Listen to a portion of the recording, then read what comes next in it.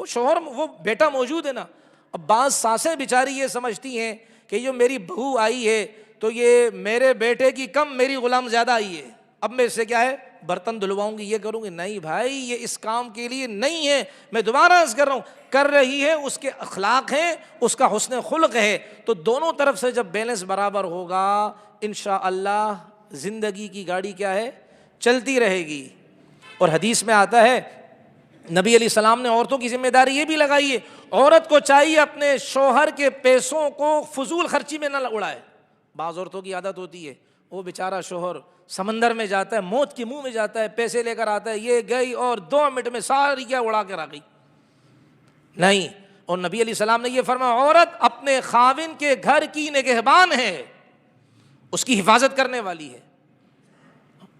اور اسی طریقے سے رسول پاک علیہ الصلوۃ والسلام نے ایک موقع پر فرمایا کہ عورت کو چاہیے کہ اپنے خاوند کے بستر پر کسی کو نہ بٹھائے.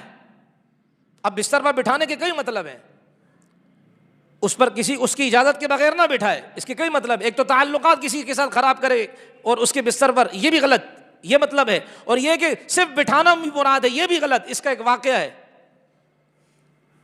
صحابہ کے واقعات کے اندر نور ہے, تو اس لیے صحابہ کا واقعہ تو بغیر اس مجلس میں صحابہ کا واقعہ نہ ہو تو مزہ کیا ہے. ہماری آپ کی ماں ام حبیبہ رضی اللہ تعالی عنہا, حضرت ابو سفیان رضی اللہ تعالی عنہ کی بیٹی. ابو سفیان اس وقت تک مسلمان نہیں ہوئے تھے, تقریباً مسلمانوں کے خلاف انہوں نے کتنے عرصے تک کیا ہے جنگیں لڑی, 21 سال تک جنگیں لڑتی رہی ہیں. یہ ابو سفیان مقابلے میں آتا رہا. حضرت معاویہ رضی اللہ عنہ کے والد ہیں. تو ام حبیبہ رضی اللہ عنہا مکہ سے نکل گئیں, وہاں اپنے خاوند کے ساتھ, اور خاوند بھی مسلمان ہو گئے تھے لیکن کچا مسلمان تھا.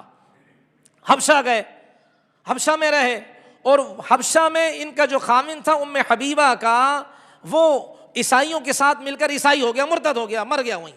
اب ام حبیبہ اکیلی عورت, ماں باپ سے دور, بہن بھائیوں سے دور, اجنبی شہر کے اندر.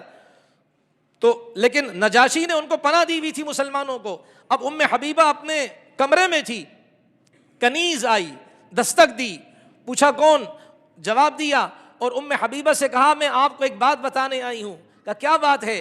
کہا آپ کے لیے نکاح کا پیغام آیا ہے. کس نے دیا ہے؟ وہ مدینے کے چاند محمد مصطفیٰ علیہ الصلوۃ والسلام نے. فرماتی ہے میں حیران ہو گئی, اس لیے کہ انہوں نے خواب دیکھا تھا ام حبیبہ نے اپنے خاوند کے بارے میں کہ میرے خاوند کا چہرہ بدل گیا ہے. اٹھی تو سمجھ گئی کہ اب میرے خاوند کا چہرہ بدل گیا, اس کا مطلب ہے کہ اس کا ایمان ختم ہونے والا ہے. تو یوں کنیز نے بتایا محمد عربی علیہ الصلوۃ والسلام نے آپ کے لیے نکاح کا پیغام بھیجا ہے. ام حبیبہ اتنی خوش, ان کے پاس جو کچھ تھا خوشخبری دینے والی اس کنیز کو دے دیا.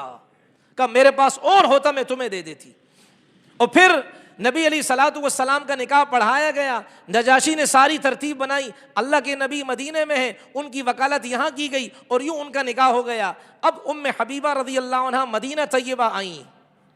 اچھا, ابو سفیان کو اس وقت پتہ چلا, اس وقت مسلمان نہیں ہوئے تھے ابو سفیان, لیکن ابو سفیان ظاہر بات ہے اس کو اتنا تو پتہ تھا نا محمد تو محمد ہے, اچھے اخلاق والا ہے. جب ابو سفیان کو پتہ چلا کہ محمد عربی نے میری بیٹی کو اپنے نکاح میں لے لیا, کہا کچھ بھی ہو محمد انسان ایسا ہے کہ اس جیسا رشتہ اگر آئے تو ٹھکرایا نہیں جاتا.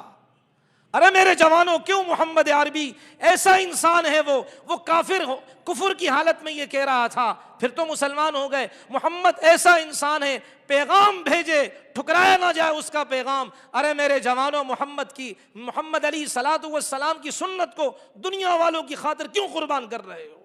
محمد تو ایسا انسان ہے, اس کی سنت کو چہرے پر سجایا جائے, اس کی سنت کو نالیوں کی نظر نہ کیا جائے. محمد تو ایسا انسان ہے, ساری دنیا ایک طرف ہو جائے, میرے محبوب علیہ السلام کی سنت کو دنیا والوں کے سامنے اپنی پیشانی کا جھومر بناؤ, اپنی آنکھوں کا تارا بناؤ, اپنی زبان کی مٹھاس بناؤ, پھر دیکھو دنیا اللہ آپ کے قدموں میں کیسے ڈالے گا. وہ ابو سفیان کفر کی حالت میں مجھے آپ کو یہ میسج دے رہا ہے. ہمارے اچھے دیندار بھی شادی کے معاملات میں پھسپھسے ثابت ہوتے ہیں, شادی کے معاملات میں پھسپھسے ثابت ہوتے ہیں, ہمیں وہاں فتوے دیتے ہیں, ارے معاشرے کے ساتھ چلنا ہے, ارے میرا دین, میرے اللہ کا دین, میرے نبی کا دین معاشرے کا محتاج نہیں. خدا کی قسم معاشرے کو چاہیے, اگر اسے عزت چاہیے محمد عربی کے ساتھ لگ جائے, معاشرے کو اللہ اونچا فرما دیں گے. ہم معاشرے کے غلام نہیں، ہم محمد عربی علیہ السلام کے غلام ہیں۔ ہم جوتوں کی نوک پر ایسے لوگوں کی باتوں کو اڑاتے ہیں۔ ہم کل بھی یہ کہتے ہیں، آج بھی یہ کہتے ہیں، رسول اللہ کی سنت کی خاطر خدا کی قسم میرا قبیلہ آ جائے، ہمارا کنبہ آ جائے، ساری دنیا آ جائے، ہم سب سے ٹکرانے کو تیار ہیں، لیکن عرب کے چاند محمد مصطفیٰ علیہ السلام کے دامن کو نہیں چھوڑیں گے بھائی، چھوڑیں گے بھائی۔ اب ابو سفیان نے یہ بات کہی، ام حبیبہ چلی گئی، ابے بھائی شیرنی تھی میری مائیں، امت کی مقدس مائیں ہیں، شیرنی تھی محمد عربی علیہ السلام کی گھر والیاں، جب یہ رسول اللہ کے نکاح میں گئیں، اور وہاں گئیں کہاں؟ وہ مسجد نبوی کے حجرات میں، اللہ کے نبی نے ان کے لیے کمرہ رکھا تھا، وہاں گئیں۔